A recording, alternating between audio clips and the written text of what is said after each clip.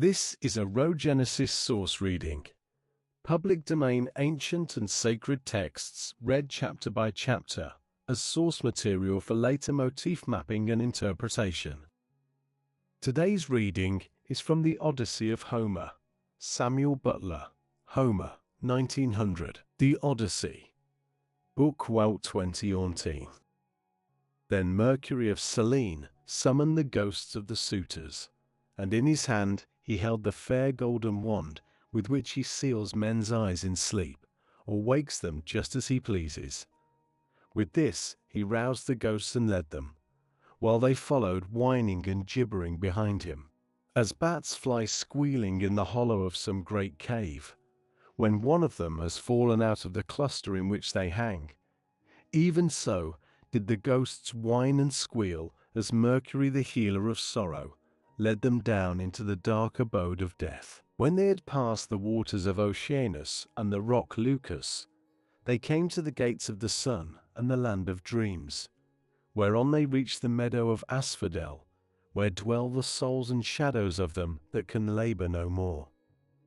Here they found the ghost of Achilles, son of Peleus, with those of Patroclus, Antilochus, and Ajax, who was the finest and handsomest man of all the Danaans after the son of Peleus himself. They gathered round the ghost of the son of Peleus, and the ghost of Agamemnon joined them, sorrowing bitterly. Round him were gathered also the ghosts of those who had perished with him in the house of Aestus, and the ghost of Achilles spoke first. "Son of Atreus," it said, "we used to say that Jove had loved you better from first to last than any other hero, for you were captain over many and brave men, when we were all fighting together before Troy. Yet the hand of death, which no mortal can escape, was laid upon you all too early. Better for you had you fallen at Troy in the heyday of your renown, for the Achaeans would have built a mound over your ashes, and your son would have been heir to your good name, whereas it has now been your lot to come to a most miserable end." "Happy son of Peleus," answered the ghost of Agamemnon, "for having died at Troy far from Argos, while the bravest of the Trojans and the Achaeans fell round you fighting for your body. There ye lay, in the whirling clouds of dust, all huge and hugely, heedless now of your chivalry. We fought the whole of the livelong day, nor should we ever have left off if Jove had not sent a hurricane to stay us. Then, when we had borne you to the ships out of the fray, we laid you on your bed and cleansed your fair skin with warm water and with ointments. The Dandans tore their hair and wept bitterly round about you.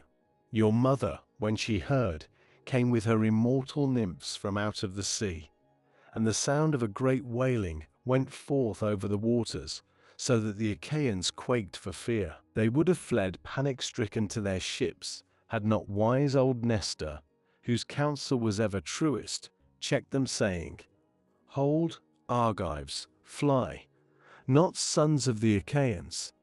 This is his mother, coming from the sea with her immortal nymphs to view the body of her son.' Thus he spoke, and the Achaeans feared no more. The daughters of the old man of the sea stood round you weeping bitterly, and clothed you in immortal raiment. The 9 muses also came and lifted up their sweet voices in lament, calling and answering one another. There was not an Argive but wept for pity of the dirge they chaunted. Days and nights 7 and 10, we mourned you, mortals and immortals. But on the 18th day we gave you to the flames, and many a fat sheep with many an ox did we slay in sacrifice around you. You were burnt in raiment of the gods, with rich resins and with honey, while heroes, horse and foot, clashed their armor round the pile as you were burning, with the tramp as of a great multitude. But when the flames of heaven had done their work, we gathered your white bones at daybreak, and laid them in ointments and in pure wine. Your mother brought us a golden vase to hold them, gift of Bacchus and work of Vulcan himself. In this we mingled your bleached bones with those of Patroclus who had gone before you, and separate, we enclosed also those of Antilochus, who had been closer to you than any other of your comrades, now that Patroclus was no more. Over these, the host of the Argives built a noble tomb, on a point jutting out over the open Hellespont, that it might be seen from far out upon the sea by those now living, and by them that shall be born hereafter. Your mother begged prizes from the gods, and offered them to be contended for by the noblest of the Achaeans. You must have been present at the funeral of many a hero, when the young men gird themselves and make ready to contend for prizes on the death of some great chieftain. But you never saw such prizes as silver-footed Thetis offered in your honor, for the gods loved you well. Thus, even in death, your fame, Achilles, has not been lost, and your name lives evermore among all mankind. But as for me, what solace had I when the days of my fighting were done?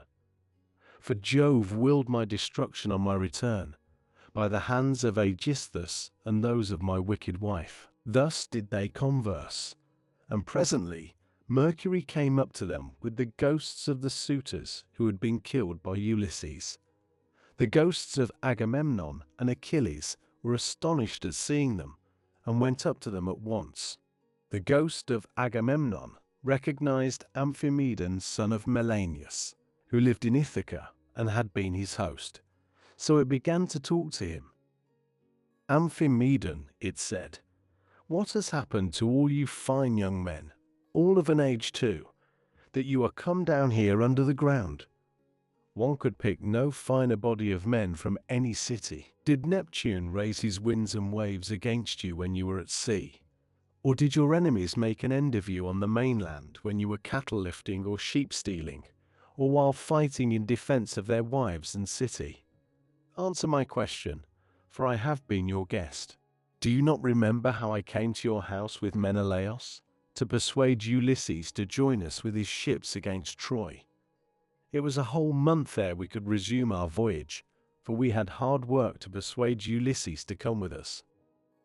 And the ghost of Amphimedon answered, Agamemnon, son of Atreus, king of men, I remember everything that you have said, and will tell you fully and accurately about the way in which our end was brought about. Ulysses had been long gone, and we were courting his wife, who did not say point blank that she would not marry, nor yet bring matters to an end, for she meant to compass our destruction. This, then, was the trick she played us. She set up a great tambour frame in her room, and began to work on an enormous piece of fine needlework. Sweethearts, said she, Ulysses is indeed dead. Still, do not press me to marry again immediately. Wait, for I would not have my skill in needlework perish unrecorded, till I have completed a pall for the hero Laertes, against the time when death shall take him. He is very rich, and the women of the place will talk if he is laid out without a pall. This is what she said, and we assented, whereupon we could see her working upon her great web all day long, but at night she would unpick the stitches again by torchlight. She fooled us in this way for 3 years without our finding it out. But as time wore on, and she was now in her 4th year, in the waning of moons and many days had been accomplished, one of her maids, who knew what she was doing, told us, and we caught her in the act of undoing her work, so she had to finish it whether she would or no. And when she showed us the robe she had made, after she had had it washed, its splendor was as that of the sun or moon. Then some malicious god conveyed Ulysses to the upland farm where his swineherd lives. Thither presently came also his son, returning from a voyage to Pylos, and the two came to the town when they had hatched their plot for our destruction. Telemachus came first, and then after him, accompanied by the swineherd, came Ulysses, clad in rags, and leaning on a staff as though he was some miserable old beggar. He came so unexpectedly that none of us knew him, not even the older ones among us, and we reviled him and threw things at him. He endured both being struck and insulted without a word, though he was in his own house. But when the will of Aegis-bearing Jove inspired him, he and Telemachus took the armor and hid it in an inner chamber, bolting the doors behind them. Then he cunningly made his wife offer his bow and a quantity of iron to be contended for by us ill-fated suitors. And this was the beginning of our end, for not one of us could string the bow, nor nearly do so.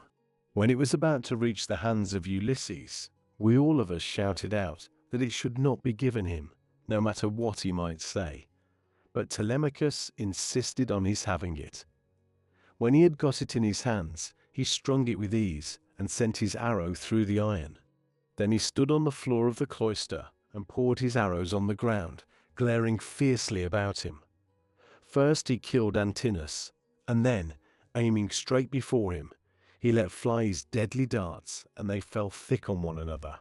It was plain that some one of the gods was helping them, for they fell upon us with might and main throughout the cloisters, and there was a hideous sound of groaning as our brains were being battered in, and the ground seethed with our blood. This, Agamemnon, is how we came by our end, and our bodies are lying still uncared for in the house of Ulysses. For our friends at home do not yet know what has happened, so that they cannot lay us out and wash the black blood from our wounds, making moan over us according to the offices due to the departed. Happy Ulysses, son of Laertes, replied the ghost of Agamemnon. You are indeed blessed in the possession of a wife endowed with such rare excellence of understanding, and so faithful to her wedded lord as Penelope the daughter of Icarius. The fame therefore of her virtue shall never die, and the immortals shall compose a song that shall be welcome to all mankind in honor of the constancy of Penelope. How far otherwise was the wickedness of the daughter of Tyndarus, who killed her lawful husband. Her song shall be hateful among men, for she has brought disgrace on all womankind, even on the good ones. Thus did they converse in the house of Hades, deep down within the bowels of the earth. Meanwhile, Ulysses and the others passed out of the town, and soon reached the fair and well-tilled farm of Laertes, which he had reclaimed with infinite labor. Here was his house, with a lean-to running all round it, where the slaves who worked for him slept and sat and ate, while inside the house there was an old Sicel woman, who looked after him in this his country farm. When Ulysses got there, he said to his son and to the other two, "Go to the house and kill the best pig that you can find for dinner. Meanwhile, I want to see whether my father will know me, or fail to recognize me after so long an absence." He then took off his armor and gave it to Eumaeus and Philoetius, who went straight on to the house, while he turned off into the vineyard to make trial of his father. As he went down into the great orchard, he did not see Dolius, nor any of his sons, nor of the other bondsmen, for they were all gathering thorns to make a fence for the vineyard, at the place where the old man had told them. He therefore found his father alone, hoeing a vine. He had on a dirty old shirt, patched and very shabby. His legs were bound round with thongs of oxhide to save him from the brambles, and he also wore sleeves of leather.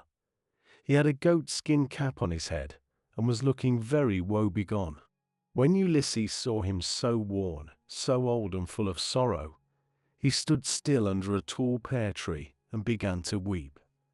He doubted whether to embrace him, kiss him, and tell him all about his having come home, or whether he should first question him and see what he would say.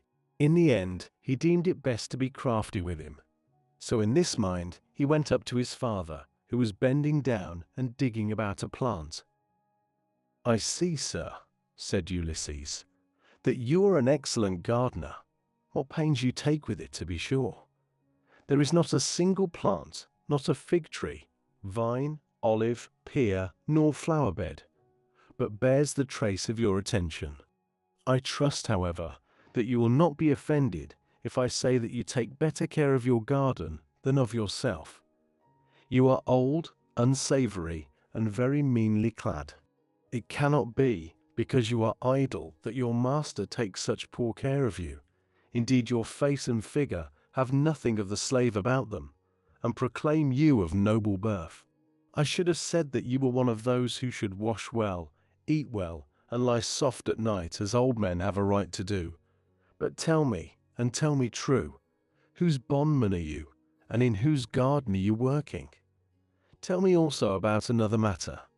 Is this place that I have come to really Ithaca? I met a man just now who said so, but he was a dull fellow, and had not the patience to hear my story out when I was asking him about an old friend of mine, whether he was still living, or was already dead and in the house of Hades. Believe me when I tell you that this man came to my house once when I was in my own country, and never yet did any stranger come to me whom I liked better. He said that his family came from Ithaca, and that his father was Laertes, son of Arcesius. I received him hospitably, making him welcome to all the abundance of my house. And when he went away, I gave him all customary presents. I gave him 7 talents of fine gold, and a cup of solid silver with flowers chased upon it. I gave him 12 light cloaks, and as many pieces of tapestry.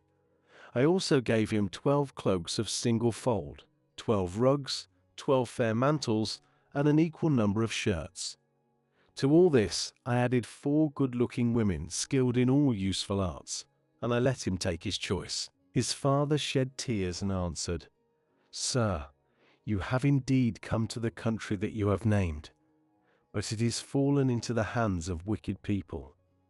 All this wealth of presents has been given to no purpose. If you could have found your friend here alive in Ithaca, he would have entertained you hospitably, and would have required your presence amply when you left him, as would have been only right considering what you have already given him. But tell me, and tell me true, how many years is it since you entertained this guest, my unhappy son as ever was? Alas, he has perished far from his own country. The fishes of the sea have eaten him, or he has fallen a prey to the birds and wild beasts of some continent. Neither his mother nor I, his father, who were his parents, could throw our arms about him and wrap him in his shroud.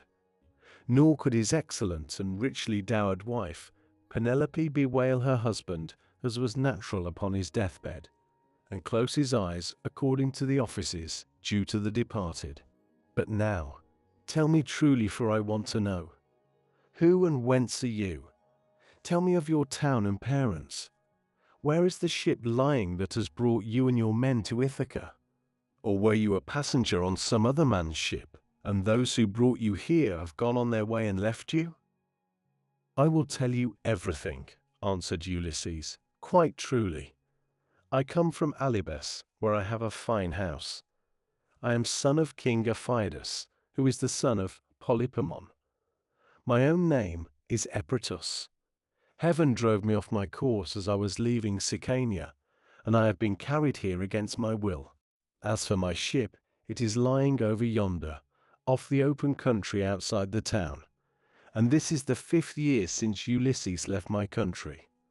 Poor fellow, yet the omens were good for him when he left me. The birds all flew on our right hands, and both he and I rejoiced to see them as we parted, for we had every hope that we should have another friendly meeting and exchange presents." A dark cloud of sorrow fell upon Laertes as he listened.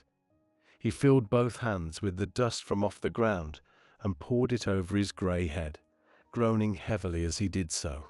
The heart of Ulysses was touched, and his nostrils quivered as he looked upon his father. Then he sprang towards him, flung his arms about him and kissed him, saying, "I am he, father, about whom you are asking. I have returned after having been away for 20 years. But cease your sighing and lamentation. We have no time to lose, for I should tell you that I have been killing the suitors in my house to punish them for their insolence and crimes." "If you really are my son Ulysses," replied Laertes, "and have come back again, you must give me such manifest proof of your identity as shall convince me." "First observe this scar," answered Ulysses, "which I got from a boar's tusk when I was hunting on Mount Parnassus. You and my mother had sent me to Autolycus, my mother's father, to receive the presents, which when he was over here, he had promised to give me. Furthermore, I will point out to you the trees in the vineyard which you gave me, and I asked you all about them as I followed you round the garden. We went over them all, and you told me their names and what they all were. You gave me 13 pear trees, 10 apple trees, and 40 fig trees.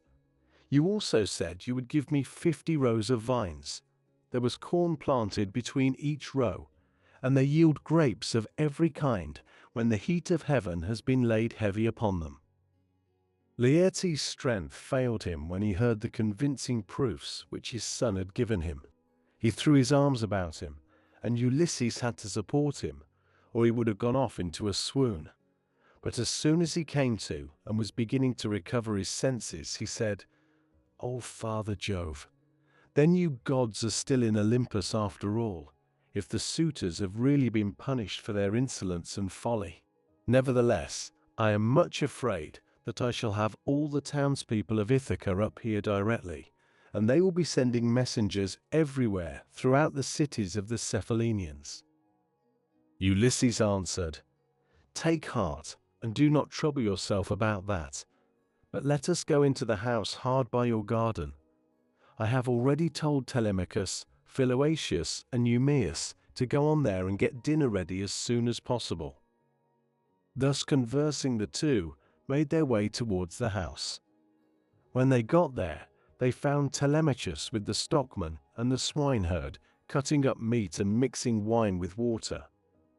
Then the old Sicyl woman took Laertes inside and washed him and anointed him with oil. She put him on a good cloak, and Minerva came up to him and gave him a more imposing presence, making him taller and stouter than before.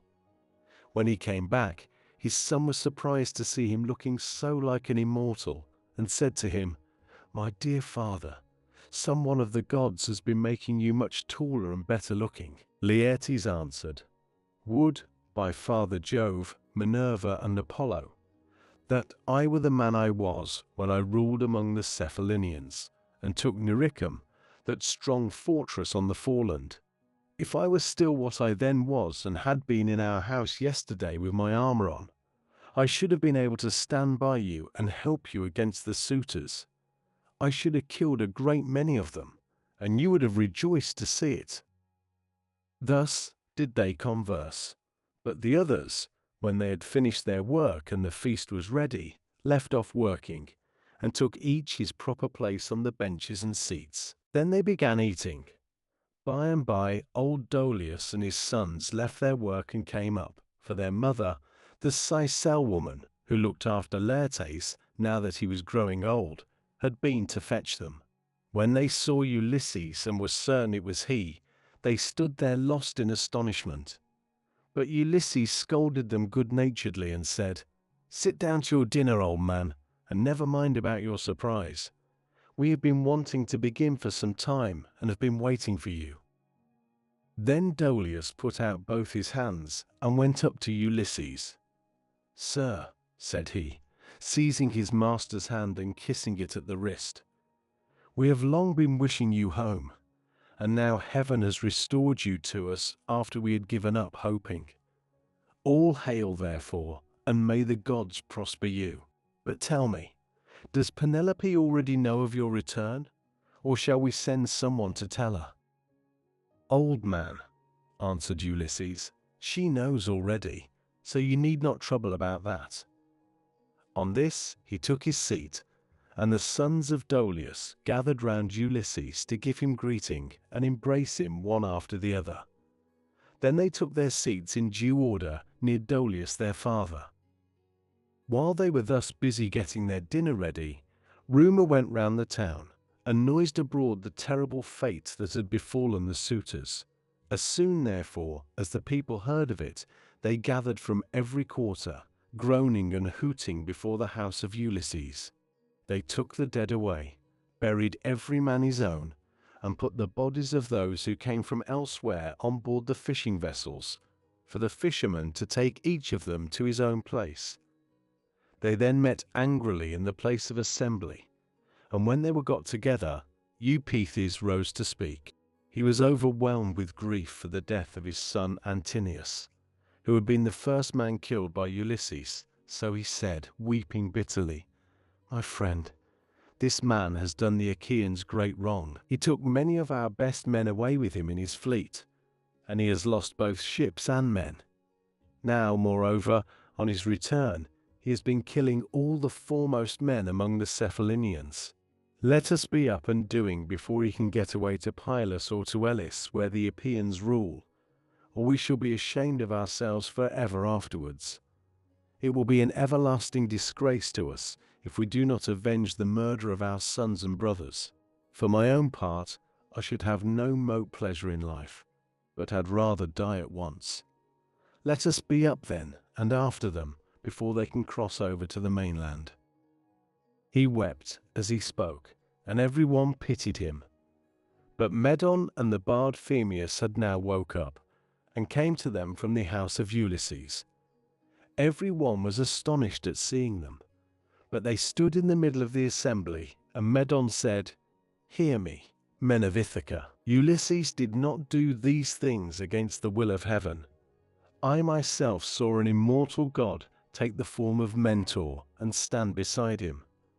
This god appeared, now in front of him encouraging him, and now going furiously about the court and attacking the suitors, whereon they fell thick on one another. On this pale fear laid hold of them, and old Halitherses, son of Mastor, rose to speak, for he was the only man among them who knew both past and future. So he spoke to them plainly and in all honesty, saying, "Men of Ithaca, it is all your own fault that things have turned out as they have. You would not listen to me, nor yet to Mentor, when we bade you check the folly of your sons, who were doing much wrong in the wantonness of their hearts, wasting the substance and dishonoring the wife of a chieftain who they thought would not return.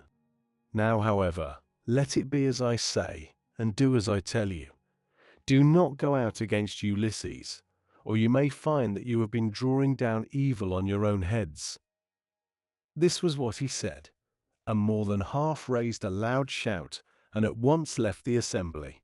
But the rest stayed where they were, for the speech of Halitherses displeased them, and they sided with Eupeithes. They therefore hurried off for their armor, and when they had armed themselves, they met together in front of the city, and Eupeithes led them on in their folly. He thought he was going to avenge the murder of his son, whereas in truth he was never to return, but was himself to perish in his attempt. Then Minerva said to Jove, "Father, son of Saturn, king of kings, answer me this question. What do you propose to do? Will you set them fighting still further, or will you make peace between them?" And Jove answered, "My child, why should you ask me? Was it not by your own arrangement that Ulysses came home and took his revenge upon the suitors? Do whatever you like, but I will tell you what I think will be most reasonable arrangement. Now that Ulysses is revenged, let them swear to a solemn covenant, in virtue of which he shall continue to rule, while we cause the others to forgive and forget the massacre of their sons and brothers. Let them then all become friends as heretofore, and let peace and plenty reign." This was what Minerva was already eager to bring about, so down she darted from off the topmost summits of Olympus. Now when Laertes and the others had done dinner, Ulysses began by saying, "Some of you go out and see if they are not getting close up to us." So one of Dolius's sons went as he was bid. Standing on the threshold, he could see them all quite near, and said to Ulysses, "Here they are, let us put on our armor at once." They put on their armor as fast as they could, that is to say Ulysses, his 3 men, and the 6 sons of Dolius. Laertes also, and Dolius did the same, warriors by necessity in spite of their grey hair. When they had all put on their armor, they opened the gate and sallied forth, Ulysses leading the way.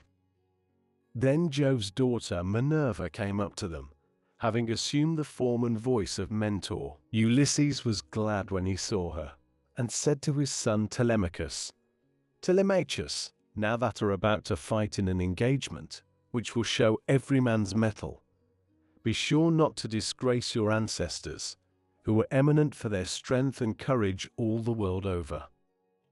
"You say truly, my dear father," answered Telemachus, "and you shall see, if you will, that I am in no mind to disgrace your family." Laertes was delighted when he heard this. "Good heavens," he exclaimed, "what a day I am enjoying! I do indeed rejoice at it. My son and grandson are vying with one another in the matter of valor." On this, Minerva came close up to him and said, "Son of Arceus, best friend I have in the world, pray to the blue-eyed damsel, and to Jove her father, then poise your spear and hurl it." As she spoke, she infused fresh vigor into him, and when he had prayed to her, he poised his spear and hurled it. He hit Eupeithes' helmet, and the spear went right through it, for the helmet stayed it not, and his armor rang rattling round him as he fell heavily to the ground. Meantime, Ulysses and his son fell the front line of the foe, and smote them with their swords and spears. Indeed, they would have killed every one of them, and prevented them from ever getting home again.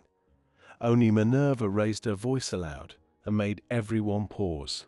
"Men of Ithaca," she cried, "cease this dreadful war, and settle the matter at once without further bloodshed." On this pale fear seized everyone. They were so frightened that their arms dropped from their hands and fell upon the ground at the sound of the goddess's voice, and they fled back to the city for their lives. But Ulysses gave a great cry, and gathering himself together, swooped down like a soaring eagle. Then the son of Saturn sent a thunderbolt of fire that fell just in front of Minerva. So she said to Ulysses, "Ulysses, noble son of Laertes, stop this warful strife, or Jove will be angry with you." Thus spoke Minerva, and Ulysses obeyed her gladly. Then Minerva assumed the form and voice of Mentor, and presently made a covenant of peace between the two contending parties. The end. This reading now enters the Rhogenesis Source Archive. Later, we will return to it to trace its motifs, symbols, and recurring questions across other traditions. For now, the source has spoken. The source returns first. Meaning follows. Thank you for listening. If something in this reading stayed with you, a motif, a symbol, or a question, feel free to share it in the comments. And if this reading resonated, leaving a like helps signal what is worth continuing to explore. If you're interested in public domain ancient and sacred texts, you can subscribe to follow future readings, released chapter by chapter.